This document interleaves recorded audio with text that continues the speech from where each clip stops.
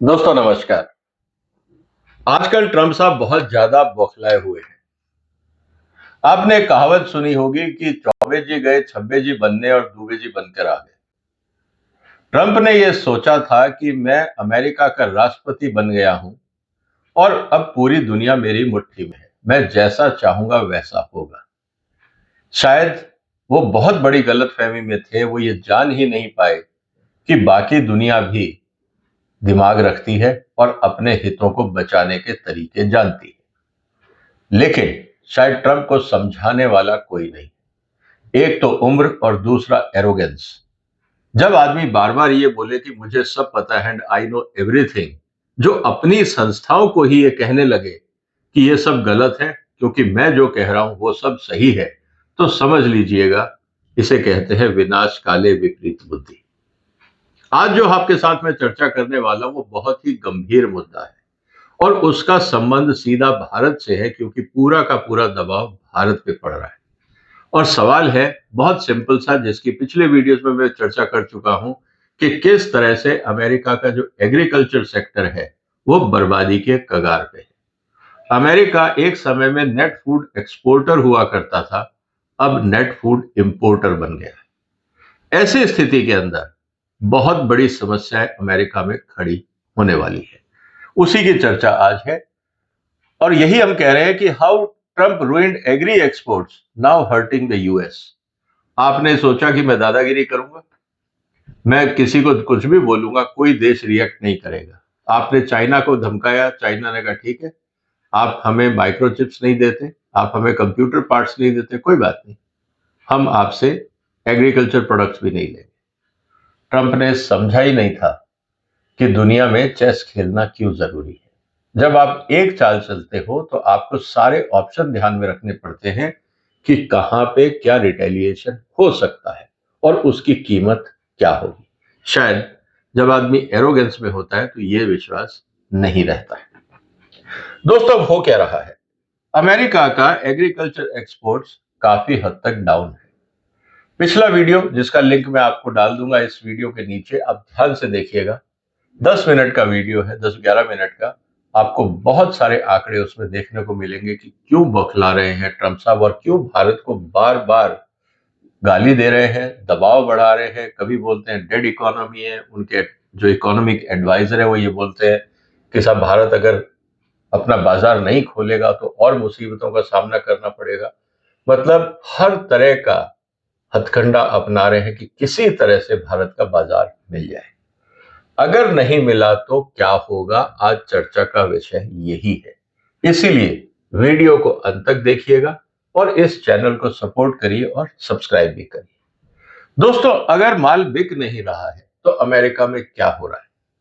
Farmers income and rural economy.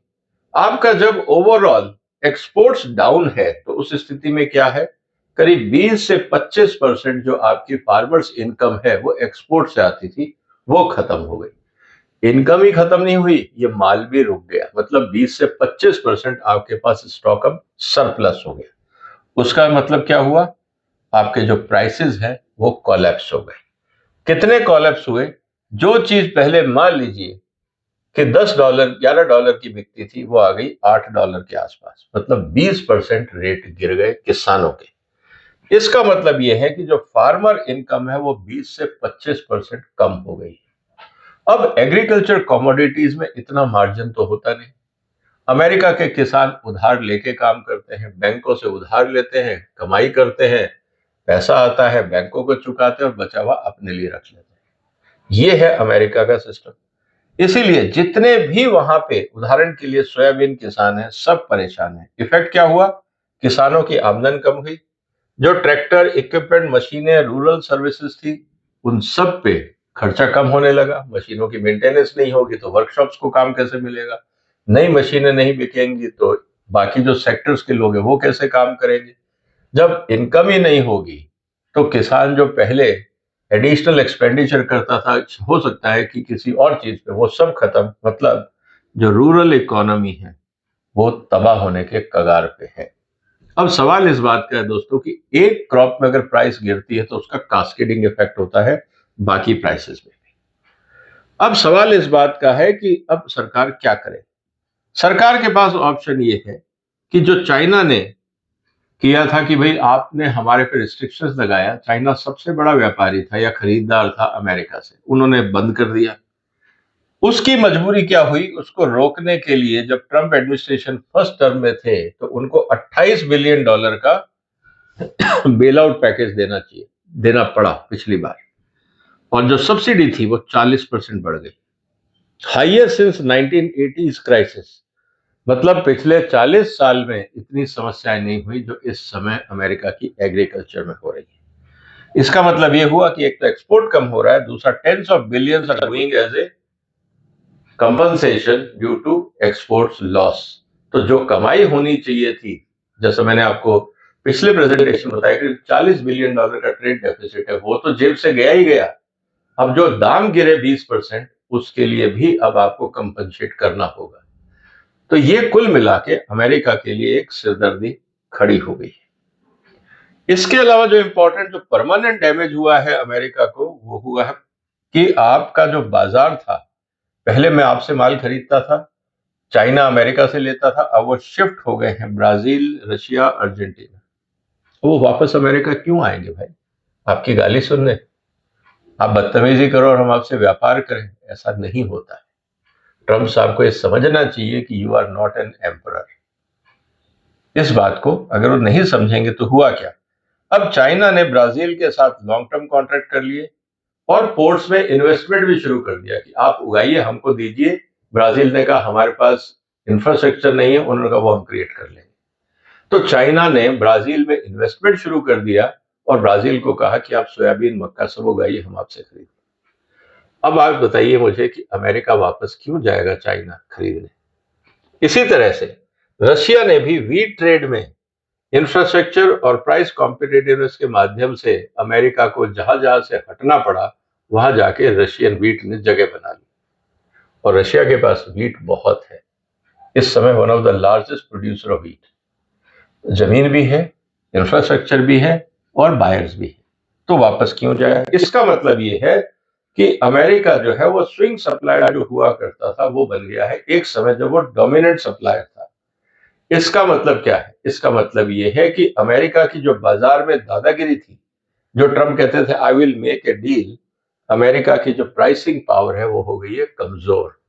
अब आप monopoly नहीं रहे, अब आप दादागिरी नहीं कर सकते, इसीलिए अब आपको बाजार के हिसाब से चलना होगा, आप कुछ नहीं बिगाड़ पाएंगे। इसके अलावा जो पॉलिटिकल प्रॉब्लम ट्रम्प के लिए खड़ी हो रही है वो ये कि करीब 1 मिलियन जो अमेरिकन जॉब्स हैं वो एग्रीकल्चर ओरिएंटेड है। जब एक्सपोर्ट्स नहीं है, पैसा नहीं है, महंगाई है, सरप्लस है, इनकम नहीं हो पा रही है, ऐसी स्थिति में करीब 1 million directly indirectly job America के खतरे में है। अब उनको अलग से सोशल सिक्योरिटी देनी पड़ेगी, वो अलग टेंशन अमेरिका का खड़ा हो जाएगा। उसके अलावा जो प्रेसिडेंट ट्रंप को इस बार जो वोट मिले वो ये स्टेट्स थे, और यही मेन स्टेट्स हैं जहां पे उनको खतरा है। अगर ये स्टेट प्रेसिडेंट ट्रंप को वोट नहीं देंगे तो उनकी पार्टी हार जाएगी, अगली बार प्रेसिडेंट नहीं बना पाएंगे। ये है political cost of illogical trade policies of Trump. ये बात हमें समझनी होगी। इसका मतलब ये है कि जो भी चीजें वहां हो रही थी उसका नुकसान उनको उठाना पड़ेगा। अब सवाल रही क्या करेंगे? जो स्विंग स्टेट्स थे, जैसा मैंने आपको बताया, ये सब एग्रीकल्चर ओरिएंटेड स्टेट है, इसीलिए किसानों ने भी कहा कि वे फार्मर्स फॉर ट्रंप। ट्रंप ने कहा I will give you the biggest market of the world, उनका इशारा था इंडिया पे। अब यहां आके गाड़ी अटक गई, इसीलिए मजबूरी में बार बार भारत को धुतकारने के बाद, गाली देने के बाद वापस हाथ जोड़ने पड़ते हैं कि भैया सुन लो, बाजार खोल दो। इसके अलावा फार्मर इस बात से गुस्सा है कि साहब हमारा बाजार चला गया, सब्सिडी तो ठीक है, जो प्रोडक्शन किया हुआ है मिलियंस ऑफ टन उसको कहां रखेंगे? जगह नहीं है, आपने तो थोड़ा सा गैप भर दिया, बाकी माल अगर नहीं बिका तो वो पूरा नुकसान हमारा है, उस पर इंश्योरेंस कंपनी भी कुछ नहीं करने वाली। तो सवाल अब इस बात का है कि अब क्या होगा। तो इसका मतलब ये है कि किसान आंदोलन वहां पे अब शुरू हो सकते हैं ट्रंप के खिलाफ, और ये बहुत बड़ी कीमत होगी। और इस बात को आपको ध्यान रखना होगा कि अमेरिका जो प्रोडक्शन करता है वो अपनी जरूरत से 2 से 3 गुना ज्यादा करता है। अमेरिका में जमीन बहुत है, जमीन की कमी नहीं है, बैंकों से पैसा भी मिल जाता है, माल उगाओ जितना उगाना है, लेकिन अब बेचोगे कहां? खरीदार तो कोई नहीं रहा। तो ये परमानेंट डेंट पड़ रहा है अमेरिका को बिकॉज ऑफ ट्रंप पॉलिसीज। और इसीलिए जो ट्रंप की मजबूरी क्या हो गई, अब वो ये है कि भाई डेस्परेट है कि किसी तरह से भारत का बाजार खुल जाए और किसानों को कहे देखिए मैंने आपको ये बाजार खोल दी। अपनी कुर्सी, अपनी लाज बचाने के लिए भारत के किसानों को बर्बाद करना जरूरी है। ये है ट्रंप की पॉलिसी। क्या भारत सरकार मानेगी? ये आने वाले दिनों में हमें समझ में आएगा। तो कुल मिला के बात क्या है दोस्तों, जो एग्रीकल्चर थी, जो सॉफ्ट पावर थी, जिस देश में भी संकट होता था, खाना नहीं होता था, अकाल पड़ता था, तो अमेरिका फूड सप्लाई करता था from the people of United States. Grant दी जाती थी, गिफ्ट दी जाती थी, फूड एड दिया जाता था। उससे अमेरिका की सॉफ्ट पावर थी। लोग मजबूरी में कहीं सही, भूखा तो अपनी आबादी को रहने नहीं देंगे, तो ट्रंप की, अमेरिका की हर बात मानने को तैयार थे। अब वो गया। इसी तरह से व्हीट में रशिया आ गया, ब्राजील ने आके सोया मीट और चिकन का मार्केट ले लिया, और यूरोप ने बाकी डेयरी प्रोडक्ट्स का मार्केट पे घुसपैठ कर दी। तो अमेरिका की जो स्ट्रेंथ थी वो एक एक करके कमजोर होती गई।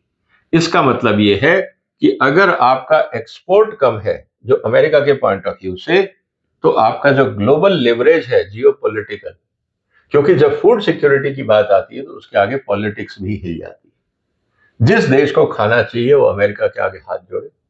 जैसा आपने देखा कोविड के समय भारत ने जो व्हीट पे बैन लगाया तो कितने देश परेशान हुए। कोविड वैक्सीन की जब आई तो कितने लोग भारत आए। तो सरकारों ने भारत से बात करी और भारत का रुतबा अंतर्राष्ट्रीय स्तर पर बढ़ा। अमेरिका आज तक यही करता रहा, लेकिन अब वो स्थिति नहीं है। इसका मतलब यह है दोस्तों, अगर हम इसको ध्यान से देखें तो अमेरिका की मजबूरी क्या है, करीब 10 से 11 बिलियन डॉलर का तो वैल्यू लॉस है। 30 मिलियन टन जो मटेरियल है, जो हमने पिछले प्रेजेंटेशन में मैंने आपको दिखाया, इसका क्या करें, ये कहां बेचें? और ये तो सड़ेगा और हर साल नई क्रॉप आएगी। हर साल 2 से 3 बिलियन डॉलर तो सिर्फ सोयाबीन का किसान खो रहा है। अब वो कौन से कंपनसेशन होगा? इसी तरह जो सब्सिडी बर्डन है वो बढ़ रहा है, और आने वाले समय में जो यूएस का मार्केट शेयर था वो भी घट रहा है। कभी 30% हुआ था, 12 रह गया, सोयाबीन में 50 से 30 रह गया। और जैसे जैसे ब्राजील और अर्जेंटीना, रशिया में प्रोडक्शन बढ़ेगा, अमेरिका और मार्जिनलाइज होगा, और यही प्रॉब्लम प्रेसिडेंट ट्रंप को सता रही है। इसका मतलब क्या है कि ट्रंप की नीतियां जो परेशान कर रही हैं वो ये कि एक तो cutting farm income and rural prosperity, जो अमेरिका के गांव है वहां पे स्थितियां बिगड़ रही हैं। इसका मतलब यह है कि रूरल वोट ट्रंप से चला जाएगा, और हो सकता है आने वाले दिनों में प्रोटेस्ट भी शुरू हो जाए। इसके अलावा forcing tax payer funded bail out, पैसा ऑलरेडी नहीं है, डेट चल रहा है, और बेल आउट के लिए पैकेज देना पड़ेगा, मुश्किलें बढ़ रही हैं। सोशल सिक्योरिटी के लिए देना पड़ेगा, वो मुश्किलें बढ़ रही। उसके अलावा जो परमानेंट मार्केट शेयर लॉस, एक बार जब कस्टमर चला गया वापस नहीं आता, और ये भारत सरकार को भी सीखना होगा। हम गाय बगाए आने वाले दिनों में हम देखते हैं कि भाई अचानक किसी भी एक्सपोर्ट बैन कर दिए, बड़ी मुश्किल से कस्टमर बनता है। भारत सरकार भी अपने पॉलिटिकल रीजन के लिए एक्सपोर्ट बैन करती है।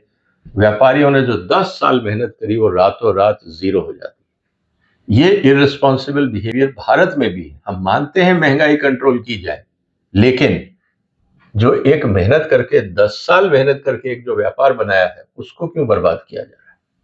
यह सोचने वाली बात भारत के लिए भी है। Triggering job losses in agree state, जैसा मैंने कहा कि जब एग्रीकल्चर में पैसा नहीं है तो एलाइड एक्टिविटीज में पैसा कैसे आएगा, सर्विसेज में पैसा कैसे आएगा, तो बेरोजगारी बढ़ेगी। इन सब का आएगा इशू पॉलिटिकल बैकलैश पर स्विंग स्टेट्स में, जहां पे लगता है कि 2-4% अगर लोग दाएं बाएं हो जाए तो सरकारें बदल जाती हैं। यह ट्रंप के लिए सबसे बड़ा टेंशन है। और सबसे इंपॉर्टेंट चीज जो ट्रंप चाहते हैं, ग्लोबल दादागिरी।